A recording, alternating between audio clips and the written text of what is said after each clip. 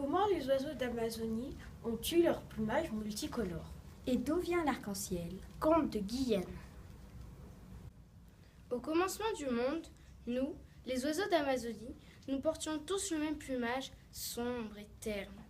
En ce temps-là, les Indiens de la Grande Forêt nous respectaient et ne nous chassaient jamais. Malheureusement, au fond du puissant fleuve qui traversait la forêt, vivait un serpent monstrueux et féroce. Aucun être vivant n'osait s'approcher du fleuve, car tel un diable surgissant des profondeurs de l'eau, ma tête noire jaillissait à la surface, et en un clin d'œil, l'imprudent disparaissait, happé par ma gueule béante. Puis je replongeai dans mon antre aquatique, à l'affût d'autres victimes. Malgré le danger, les hommes devaient se rendre au bord du fleuve pour y puiser de l'eau et y chercher leur nourriture. Ils conclurent alors une alliance avec les oiseaux et ensemble partirent en guerre contre moi. En entendant approcher les Indiens et les oiseaux, le serpent se réjouit à l'avance du succulent repas qui s'offrait spontanément à lui. Cependant, dès qu'il eut sorti la tête de l'eau, il mesura le danger et préféra replonger bien vite. Les hommes brandissaient des flèches aiguisées et les oiseaux avaient visiblement affûté leur bec. Prudent, le serpent se coula dans les profondeurs du fleuve et s'enroula autour de racines immergées. Sur la berge, les assaillants retenaient leur souffle. Où était donc le monstre carnivore? D'où surgirait-il pour ravir une nouvelle victime? Nous avions bandé nos arcs. Les oiseaux étaient sur le qui-vive, mais le serpent ne se montrait pas. Nous comprîmes alors qu'il faudrait aller le débusquer sous l'eau. Poliment, notre chef s'adressa aux oiseaux. Veuillez nous excuser, nous savons seulement combattre sur la terre ferme. C'est vous qui aurez l'honneur de plonger. Veuillez nous excuser, nous préférons les combats aériens. Nous ne plongerons donc pas. Aussitôt, le tumulte s'installa sur la rive du fleuve. Suivant l'exemple de nos chefs respectifs, nous nous confondîmes en excuses réciproques. Heureusement, durant ces palabres, le serpent resta invisible. Tout à coup, une voix puissante interrompit les discussions. Silence, vous tous! Moi, je vais plonger, bien que cela ne me réjouisse guère. Il faut faire sortir le monstre de sa retraite. Préparez-vous à l'accueillir comme il convient quand il remontera à la surface. Ce courageux volontaire était un cormoran.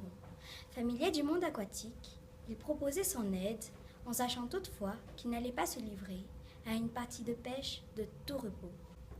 Le cormoran prit son élan et plongea. Sous l'eau, il découvrit un spectacle merveilleux. Le corps du serpent, dont il ne connaissait que la tête noire et hideuse, était recouvert d'écailles multicolores et brillantes. Son reflet irisait l'eau de teintes lumineuses, si bien que l'antre du monstre ressemblait à un palais féerique. L'oiseau n'en oublia pas sa mission et, fonçant vers son ennemi, l'attaqua par surprise à coups de bec et de griffes. N'ayant pas prévu cette offensive, le reptile se dégagea trop tard des racines autour desquelles il s'était levé.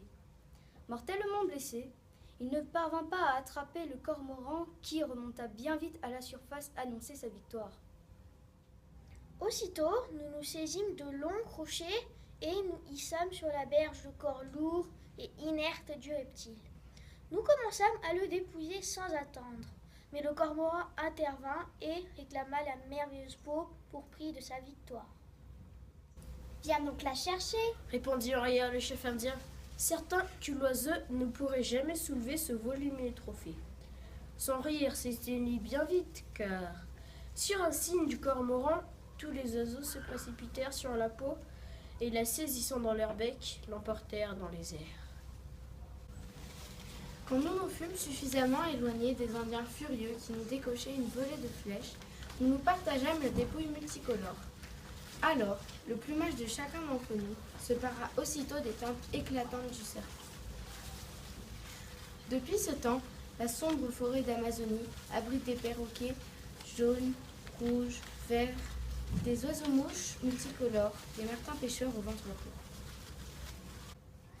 Seul le courageux cormoran porte toujours un plumage sombre. Mes compagnons et moi l'avions oublié. Et à la fin du partage, il ne lui était resté que l'affreuse tête noire du serpent. Faisant preuve d'une grande sagesse, notre héros avait cependant accepté de s'en contenter. Quant à nous, les Indiens, nous nous souvenons également du grand serpent d'eau. Son gigantesque corps apparaît encore parfois dans le ciel sous la forme d'un magnifique arc-en-ciel. Lianzhu, Sambo, Audrey, Talia, Eri, Eliora, Ayman, Betty, Mathieu, Yael, Insia, Maëva, Cheyenne,